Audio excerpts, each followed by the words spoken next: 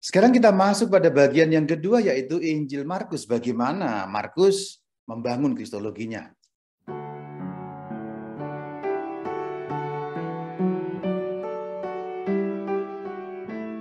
Markus mengawali Injilnya dengan sebuah pernyataan yang tegas dan jelas mengenai siapa itu Yesus. Kalau kita membuka kalimat paling awal, yaitu Markus 1 ayat 1, langsung jelas sekali. Inilah permulaan Injil tentang Yesus Kristus, anak Allah. Ini pernyataan yang sangat kuat, sangat tegas, yang ditaruh di bagian awal. Ini sebenarnya kesimpulan, tapi kemudian ditaruh di bagian awal untuk meyakinkan sang pembaca atau para pembaca sejak awal bahwa ini yang dibicarakan adalah anak Allah. Dan kemudian inklusif juga, menjelang akhir Injil, pernyataan mengenai siapa itu Yesus diulang kembali dan digarisbawahi. Kita lihat dalam Markus 15 ayat yang ke-39. Waktu kepala pasukan yang berdiri berhadapan dengan dia melihatnya mengembuskan napas terakhirnya seperti itu, berkatalah ia yang dimaksud kepala pasukan, sungguh orang ini anak Allah. Maka nanti alur kristologi dari Injil Markus kurang lebih akan mengikuti hal ini. Anak Allah yang ditegaskan sejak di bagian awal. Namun uniknya adalah awalnya sangat tegas, sangat jelas, akhirnya sangat tegas, sangat jelas. Tetapi di sepanjang Injil ini unik sekali. Kita seperti memasuki sebuah teka-teki yang penuh dengan misteri mengenai siapa itu Yesus. Awalnya tegas, akhirnya tegas. Tapi kok di tengah-tengahnya itu kita kayak dibingungkan. Ini penuh dengan misteri. Yang nanti akan kita kenali dari sikap-sikap orang yang melihat, mendengar, bergaul dengan Yesus. Toh mengalami kebingungan siapa orang ini. Jadi jelas dari awal, pembaca dituntun dari awal. Tapi di bagian-bagian tengah, pembaca juga diajak untuk memasuki batin-batin orang yang mengalami Yesus pada waktu itu.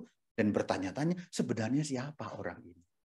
Misteri mengenai siapa itu Yesus makin kuat dengan adanya larangan. Larangan yang tidak memperbolehkan kalau orang mau beritahukan siapa beliau itu. Kita lihat, bahkan langsung di bagian awal. Markus 1 ayat 34. Jadi ini bagian awal sekali. Iya, Yesus menyembuhkan banyak orang yang menderita bermacam-macam penyakit dan mengusir banyak setan. Iya, Yesus tidak memperbolehkan setan-setan berbicara sebab mereka mengenal dia. Setan-setan tentu tahu kan, setan-setan sebelum manusia lahir sudah ada, setelah manusia mati setan masih ada, jadi mereka tahu ya. Tidak boleh dilarang. Ini yang dilarang setan. Kemudian larangan juga berlaku bagi manusia ya. Sekarang kita baca ayat 42, ayat 43 dan ayat 44. Lenyaplah penyakit kusta orang itu dan ia sembuh. Segera ia menyuruh orang itu pergi dengan peringatan keras, jangan katakan sesuatu kepada siapapun juga. Dilarang. Jangan katakan apa-apa, jangan beritahukan. Juga diulang lagi pada Markus 5 ayat 41, 42, 43 ya. Dipegangnya tangan anak itu, katanya talitakum. Ini pembangkitan seorang anak 12 tahun. Seketika itu juga anak itu bangkit berdiri dan berjalan. Dengan sangat ia, Yesus berpesan kepada mereka supaya jangan seorang pun mengetahui. Larangannya itu dari awal terus-terus mundur. Sampai di bagian Markus 8 juga masih ada larangan-larangan itu. Jawab Petrus, engkaulah Mesias. Yesus melarang mereka dengan keras supaya jangan memberitahukan kepada siapapun tentang dia. Bahwa beliau adalah Mesias. Jadi larangan itu bertubi. Dan ketika kita sampai pada Markus 8, ini bagian tengah dari Injil sebenarnya. Bagian tengah yang membagi dua Injil Markus itu. Kalau kita membaca buku-buku tafsir, Injil Markus terbagi dari dua bagian, bagian awal dan bagian akhir. Dan di tengah-tengahnya adalah pernyataan Petrus yang tercantum dalam Markus 8 ayat 29. Engkaulah Mesias, itu bagian tengahnya. Nah, persis setelah pernyataan Petrus, Yesus mulai memberitahukan Mesias seperti apa beliau itu. Jadi sebenarnya kira-kira mirip dengan yang terjadi di dalam versi Matius tadi. Kita tahu, Matius, Markus, Lukas itu sinoptik, jadi ada beberapa kemiripan. Kenapa kok dilarang? Karena nggak paham. Nah, ketika pemahaman tidak sama dengan yang dimaksudkan oleh Yesus, Mesias seperti apa yang digambarkan oleh Petrus, Mesias seperti apa yang kemudian diajarkan Yesus, itu berbeda. Kita lihat Markus 8 ayat 31. Kemudian itu maksudnya setelah Petrus mengatakan engkaulah Mesias tadi, kemudian mulailah Yesus mengajarkan kepada mereka bahwa anak manusia harus menanggung banyak penderitaan dan ditolak oleh tua-tua, imam-imam kepala dan ahli-ahli Taurat, lalu dibunuh dan bangkit sesudah 3 hari. Maka kalau kita membaca Injil Markus, ya bagiannya seperti itu, seperti yang sudah tadi kita bahas di bagian awal. Maka kita bahas sekarang paruh pertama. Markus 1 sampai pada bab yang ke-8 di bagian awal. Kita baca sekarang. Markus 1 ayat 9. Pada waktu itu datanglah Yesus dari Nazaret di tanah Galilea dan ia dibaptis di sungai Yordan oleh Yohanes. Lalu terdengarlah suara dari surga, engkaulah anakku yang terkasih. Kepadamulah aku berkenan. Ini menggarisbawahi. Jadi dalam 10 ayat kemudian, Markus 1 ayat 1 yang sudah sangat tegas tadi, anak Allah, hanya berjarak 10 ayat ditegaskan lagi. Jadi cepat sekali penegasannya. Engkaulah anakku yang terkasih. Anakku yang bersuara itu dari surga, berarti sang Bapa, Allah, berarti itu berarti anak Allah seperti Markus 1 ayat 1 katakan. Nah kemudian setelah Yohanes ditangkap, dikatakan Yesus mewartakan kerajaan Allah yang dicantumkan dalam Markus 1 ayat 14, ayat 15. Saatnya telah genap. Kerajaan Allah sudah dekat, bertobatlah dan percayalah kepada Injil. Agak berbeda istilahnya. Kalau dalam Injil Matius itu kerajaan surga. Dalam Injil Markus disebut sebagai kerajaan Allah. Nah, pertobatan untuk masuk kerajaan Allah itu diwujudkan dengan ikut Yesus. Karena itu, persis setelah warta tentang kerajaan Allah, Yesus memanggil murid-muridnya. Dalam Matius agak berbeda. Matius warta disampaikan, kemudian dibuktikan dengan berbagai macam mukjizat. Tapi ini langsung ada panggilan, yaitu di dalam Markus 1 ayat 16 sampai 20. Perhatikan ayat 16, langsung. Perhatikan warta tentang kerajaan Allah ayat 15. 15 ngomong kerajaan Allah, langsung pemanggilan. 16 sampai 20. Ketika Yesus sedang berjalan menyusur danau Galilea, ia melihat Simon dan Andreas saudara Simon. Yesus berkata kepada mereka, mari ikutlah aku dan kamu akan kujadikan penjala manusia. Lalu mereka pun segera meninggalkan jalannya dan mengikuti dia. Di ayat 19 yang ditampilkan Yakobus dan Yohanes dengan kesimpulan yang sama yang dikatakan dalam Markus 1 ayat 20. Meninggalkan orang-orang, juga ayahnya dan orang-orang upahannya, lalu mengikuti dia. Jadi artinya, kerajaan surga itu membutuhkan orang-orang yang diajak untuk ikut serta di dalamnya langsung begitu saja. Dan warta kerajaan itu kemudian barulah diwujudkan dalam tindakan-tindakan. Yesus membawakan kebaikan-kebaikan. Ciri khas Markus yang berbeda dengan Matius. Kalau Matius kan menggambarkan Yesus yang mengajar berkali-kali ya. Ada 5 bagian wejangan lagi, ajaran lagi sampai 5 kali. Markus beda. Yesus dalam Markus tidak banyak bicara, tapi kerja. Yesus yang ditampilkan, kristologinya Markus, itu adalah kristologi yang tidak banyak bicara. Kita lihat Markus 7 ayat 37 ya. Kerja. Atau ya sebenarnya bukan kerja dalam arti itu, tapi membawa kebaikan. Segala-galanya dijadikan baik. Kita baca. Markus 7 ayat 37. Mereka teramat takjub dan berkata, ia menjadikan segala-galanya baik. Ya, sungguh amat baik ya, dijadikan kembali baik. Yang tuli, mendengar, yang bisu berkata-kata. Lalu kemudian ada rincian-rincian yang sangat cepat. Artinya sangat cepat adalah, di bagian awal Injil ini, baru bab 1, Yesus langsung membuat segala-gala macam-macam yang baik itu. Menjadikan segala-gala yang baik itu. Kita lihat. Markus 1 ayat 27. Mereka semua takjub. Ia memberi perintah kepada roh-roh jahat dan mereka taat kepadanya. Ini bab 1 ayat 27. Sekarang ayat 31. Enggak begitu jauh kan? Jadi enggak banyak ngomong. Langsung. Kebaikan. Iya, Yesus pergi ke tempat perempuan itu. Maksudnya mertua Simon. Lalu lenyaplah demamnya. Ayat 31 yang ini. Enggak begitu jauh. Ayat 34. Hanya selisih 3 ayat. Ia menyembuhkan banyak orang yang menderita bermacam-macam penyakit dan mengusir banyak setan. Kristologi yang dibangun dalam Injil Markus itu yang terus menyampaikan segera. Itulah kenapa yang sangat khas dalam Injil Markus adalah kata segera sesudah atau segera setelah. Segera. Langsung nyambung. Nyambungnya perhatikan. Ayat 34 kebaikan di bawah. Ayat 39 ada lagi yang berbeda. Pergilah ia ke seluruh Galilea memberitakan Injil dalam rumah-rumah ibadat mereka dan mengusir setan-setan. Ayat 41-42. Aku mau jadi anggota akhir. Seketika itu juga lenyaplah kusta orang itu dan ia menjadi sembuh. Terus. Kita perhatikan urutannya itu cepat sekali dan ayat-ayat nggak begitu jauh ya. Saya ulangi ya.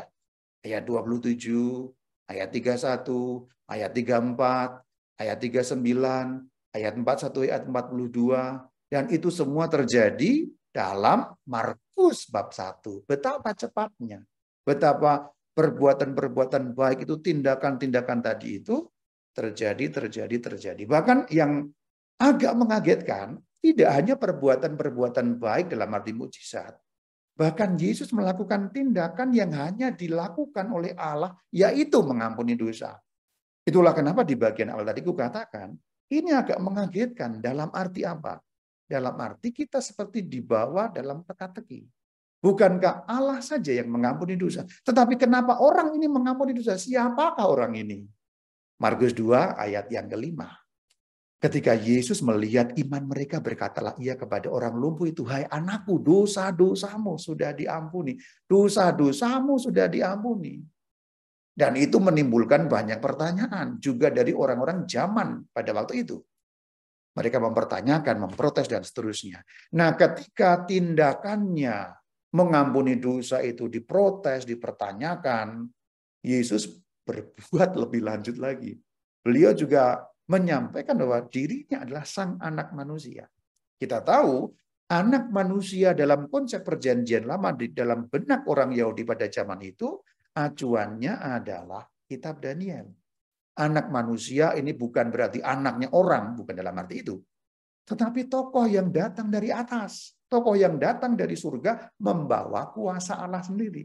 Jadi dengan menyatakan sang anak manusia, Yesus menyatakan otoritasnya. Markus 2 ayat yang ke-10. Supaya kamu tahu bahwa anak manusia berkuasa mengampuni dosa di bumi ini. Ini makin mengherankan lagi. Apalagi untuk orang-orang pada zaman pada waktu itu. Dan Markus 2 ayat 10 inilah ayat yang memunculkan pertama kali istilah anak manusia. Yang acuannya dalam kitab Daniel. Nah, kalau kita lanjutkan pembacaannya, anak manusia itu, yaitu Yesus itu juga berkuasa atas hari Sabat. Markus 2 ayat 28. Karena itu anak manusia adalah Tuhan bahkan atas hari Sabat. Dan ini pernyataan yang keluar langsung dari murid baginda Yesus, bukan dari orang lain.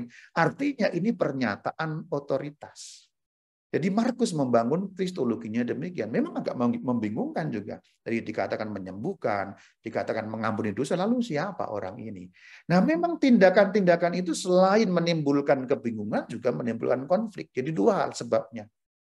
Tadi anak manusia mengampuni dosa, anak manusia berkuasa, juga tindakan-tindakan penyembuhan dan dengan pernyataan dosamu sudah diampuni. Mungkin kalau hanya menyembuhkan begitu saja, orang tidak bingung, bahkan tidak ada konflik. Tapi ini penyembuhan dengan pernyataan pengampunan dosa. Ini menimbulkan konflik tentu saja di kalangan orang-orang yang mendengarnya, bahkan kebingungan. Kebingungannya sendiri bahkan terjadi di dalam diri para muridnya. Jadi malah agak samar-samar siapa itu Kristus di cerita-cerita selanjutnya. Uniknya di awal jelas, di akhir jelas, di perjalanan pembacaan kok seperti menjadi tidak jelas. Kita lihat bagaimana kebingungan terjadi Markus 4 ayat 41.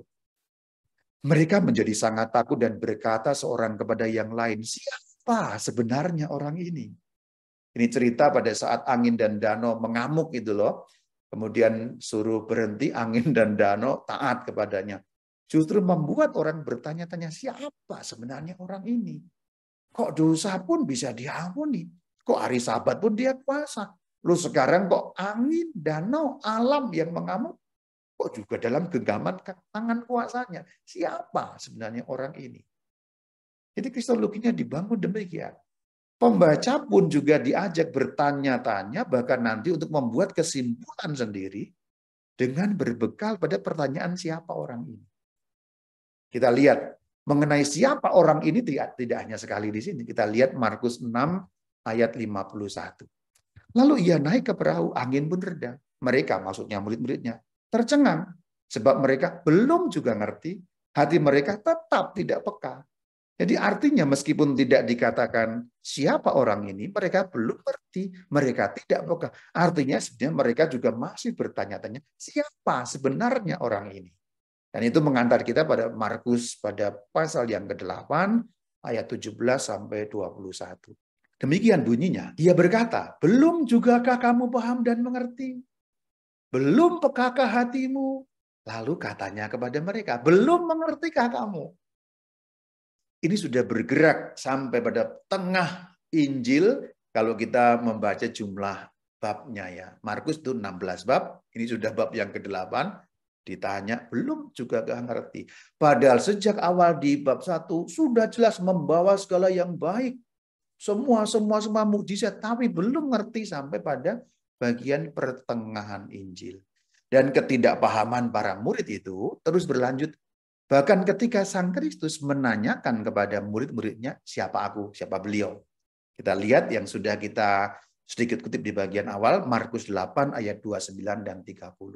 Petrus menjawab, engkaulah Mesias. Tetapi dikatakan dilarang. Ini sama dengan Injil Matius. Karena tidak paham. Dan ini dibuktikan, larangan itu ternyata memang ketidakpahaman yang terus berlanjut. Padahal sudah diajar mengenai kemesiasannya.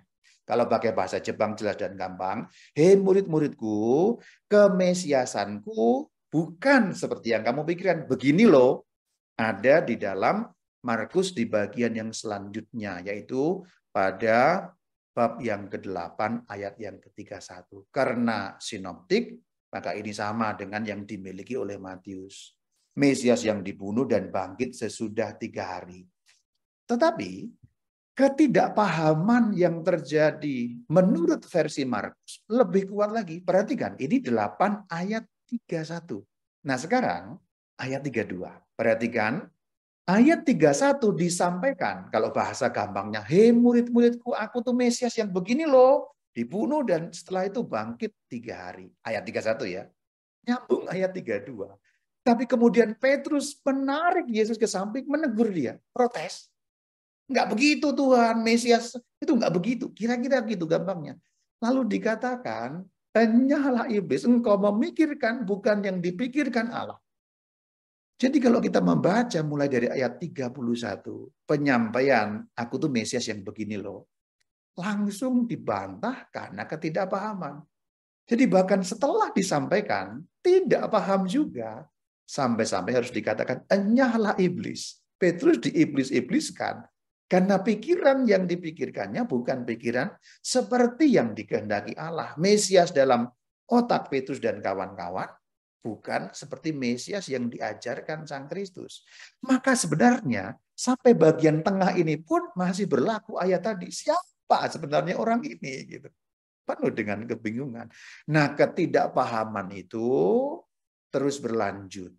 Tapi kemudian Yesus menegaskan lagi kemesiasan beliau dengan satu pernyataan, aku atau Mesias, aku artinya Yesus, Mesias, Sang Kristus, itu memberikan nyawa sebagai tebusan. Markus 10 ayat 45. Ini menjadi kunci penting untuk memahami bagaimana Injil Markus menyusun kristologinya, yaitu Kristus yang memberikan nyawanya menjadi tebusan bagi banyak orang. Perhatikan. Anak manusia juga datang bukan untuk dilayani, melainkan untuk melayani dan untuk memberikan nyawanya menjadi tebusan bagi banyak orang. Perkataan memberikan nyawanya ini merupakan penegasan yang sekali lagi, karena nggak paham-paham, kemudian diberi satu kalimat kunci, memberikan nyawanya. Referensi lain di dalam Markus 15 ayat yang ke-37, yang merupakan peristiwa benar-benar pemberian nyawa itu. Berserulah Yesus dengan suara nyaring dan mengembuskan napas terakhirnya dalam rangka memberikan nyawanya. Akhirnya sekarang menjadi jelas. Awalnya jelas, para murid nggak jelas. Kemudian diberi clue, memberikan nyawanya. Dan betul terjadi, meskipun di dalam kenyataannya pada saat kejadian, mereka belum langsung mengerti. Tetapi kemudian pembaca mengerti, oh ini Mesias yang memberikan nyawanya. Markus 15:37 menegaskan itu. Itulah kenapa kemudian penegasan mengenai Yesus anak Allah terjadi pada saat ia memberikan nyawanya tadi. Dan anehnya atau uniknya, ternyata yang menyadari siapa itu Yesus dengan melihat kematiannya adalah seorang kafir. Jadi ini agak ironis ya. Para murid bertanya-tanya terus, siapa sebenarnya orang ini? Tetapi orang kafir di bagian terakhir yang melihat bagaimana ia memberikan nyawanya tadi, si kepala pasukan yang pastinya orang Romawi, itu orang kafir, orang pagan, justru menyadari, dituliskan dalam Markus 15 ayat yang ke-39. Waktu kepala pasukan yang berdiri berhadapan dengan dia melihatnya menghembuskan napas terakhirnya seperti itu, atau dapat kita baca memberikan nyawanya seperti itu, berkatalah ia si kepala pasukan orang kafir itu, sungguh orang ini anak Allah. Jadi Markus membangun kristologinya dengan meminjam mulut seorang kepala pasukan untuk mengakui siapa sesungguhnya Yesus Kristus. Dan si kepala pasukan yang Romawi yang pagan itu mengatakan anak Allah. Penegasan dari awal Injil tadi. Maka kesimpulan kecil bagi kita, menurut Injil Markus, Kristus adalah anak Allah yang memberikan nyawanya sebagai tebusan. Jadi kristologinya toh meskipun sama-sama sinoptik, tapi sudut pandang dan perspektifnya berbeda dengan Injil Matius. Matius itu penggenapan, Immanuel, penggenapan dari Perjanjian Lama. Markus tidak bicara sama sekali tentang penggenapan-penggenapan. Karena mungkin konteksnya Markus adalah orang-orang pagan. Kita tahu menurut tradisi suci, Markus itu ditulis di Roma setelah Markus atau Yohanes Markus mendengarkan homilinya Petrus, kemudian dalam bentuk tertulis menjadi Injil Markus, sehingga pendengar atau pembacanya orang-orang Roma. Itulah kenapa sangat wajar kristologinya dibangun menggunakan mulut seorang kepala pasukan, sehingga pembacanya familiar. Oh, ini orang kita. Ini adalah orang yang sama-sama dengan kita tinggal di Roma, orang Romawi, bukan orang-orang yang berasal dari Yahudi. Nah, ini sudut pandang yang berbeda juga menjadi bentukannya, kristologinya juga berbeda. Artinya kita kembali seperti bagian awal, meskipun sama-sama sinoptik, ternyata kristologi yang dibangun tidaklah sama.